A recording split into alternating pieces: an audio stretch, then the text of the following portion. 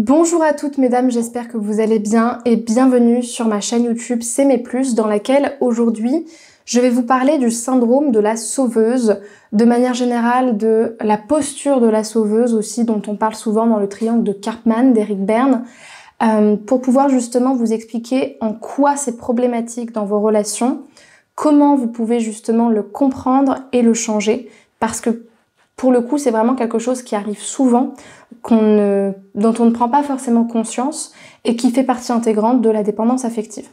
Pour les personnes qui ne me connaissent pas, je me présente, je m'appelle Chloé Mercart, je suis coach, je suis aussi maître praticienne PNL et également praticienne en hypnose ericksonienne. Et ma spécialité, c'est d'accompagner les femmes à se libérer de la dépendance affective, à renforcer leur estime d'elles-mêmes, de telle manière à ce qu'elles puissent apprendre à s'aimer telles qu'elles sont, pour ensuite attirer des hommes qui les aiment passionnellement également pour ce qu'elles sont. Si vous n'êtes pas encore abonné à la chaîne YouTube, je vous invite à le faire maintenant en cliquant sur le bouton rouge s'abonner en bas à droite de cette vidéo et en activant la cloche des notifications pour recevoir tous les matins une vidéo de coaching sur les relations hommes-femmes et sur le développement de l'estime de soi. Sachez également que j'ai mis à votre disposition une formation offerte qui s'intitule « Incarner la femme sensationnelle, lumineuse et unique qui l'épousera » et qui est disponible pour toutes les personnes qui souhaitent justement cheminer dans un premier temps à travers cette formation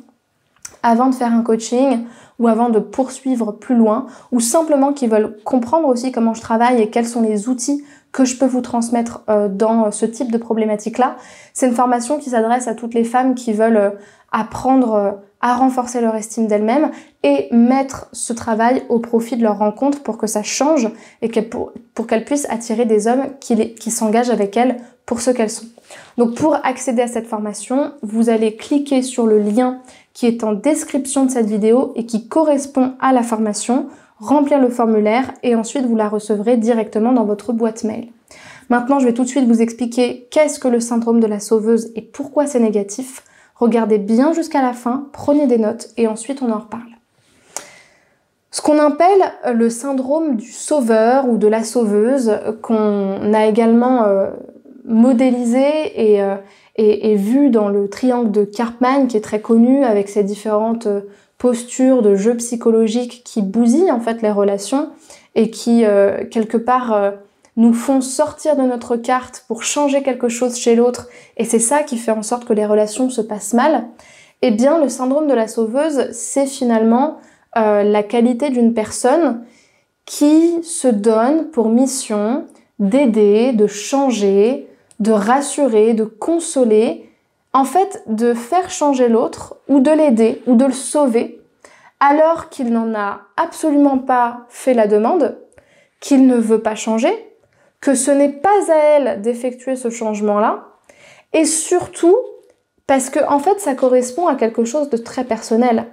Quand je veux changer un homme qui est malade, qui est manipulateur, qui ne m'aime pas, qui ne veut pas être avec moi, qui ne veut pas quitter sa femme, quand quelque part je l'infantilise en lui disant « mais tu sais, moi j'ai fait du développement personnel, j'ai vu ci, j'ai vu ça » ou alors « je pense que tu devrais changer ça » ou alors « t'inquiète pas, je vais t'attendre, tout se passera bien, t'inquiète pas, tu peux faire ci avec moi, tu peux faire ça »,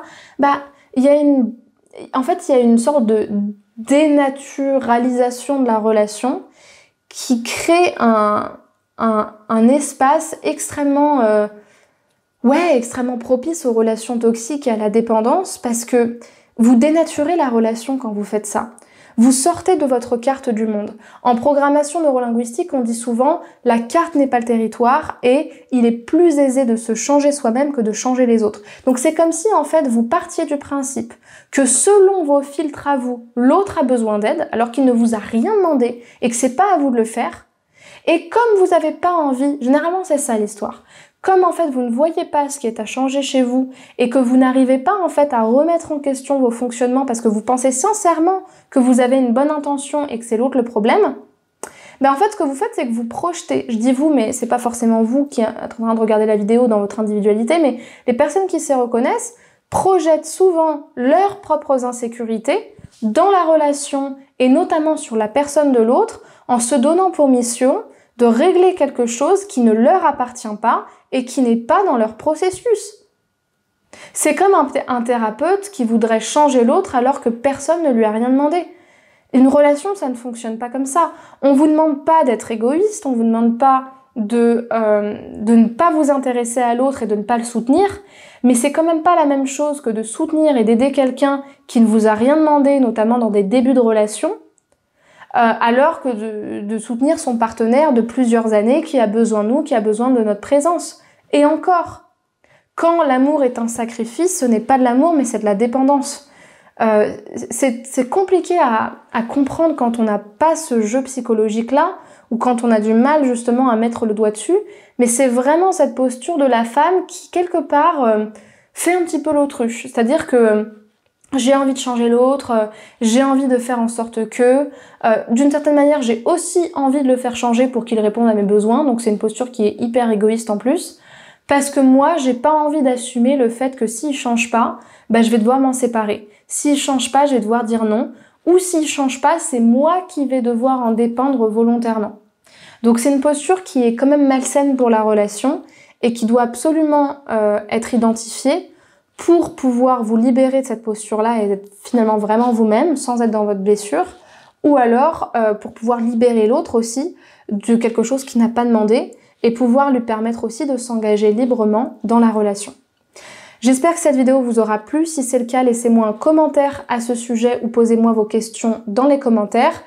Pour les personnes qui veulent justement être accompagnées dans cette thématique-là parce qu'elles sentent qu'il y a quelque chose de l'ordre de la dépendance ou du jeu psychologique qu'elles n'arrivent pas à changer ou à identifier dans leur relation et qui veulent être coachées, eh bien je vous invite à prendre contact avec moi en justement réservant un appel offert de 15 minutes dans lequel vous allez m'exprimer votre problématique, votre objectif. Et ensuite, si je sens que je peux vous accompagner, que ce soit sur un court terme ou sur un long terme, dans tous les cas, je vous proposerai une première séance de bilan dans laquelle on va travailler avec mes outils sur la problématique pour que vous ayez des premières prises de conscience et ensuite seulement, s'il y a un travail supplémentaire à faire, je pourrais vous proposer un suivi qui corresponde à vos besoins. Donc pour réserver cet appel, vous allez cliquer sur la description de cette vidéo, sur le premier lien qui correspond à cet appel, choisir le créneau souhaité et je vous appellerai à ce moment-là.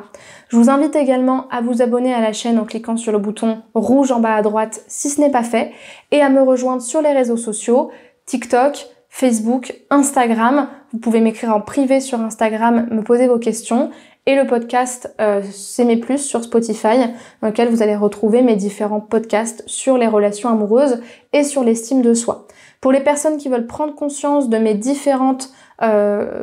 formules d'accompagnement, que ce soit en coaching individuel ou en formation, vous avez mon lien de mon site internet dans la description ainsi que de tous mes réseaux sociaux. Donc allez regarder ça pour en prendre connaissance. Merci pour votre attention et à demain pour une deuxième vidéo,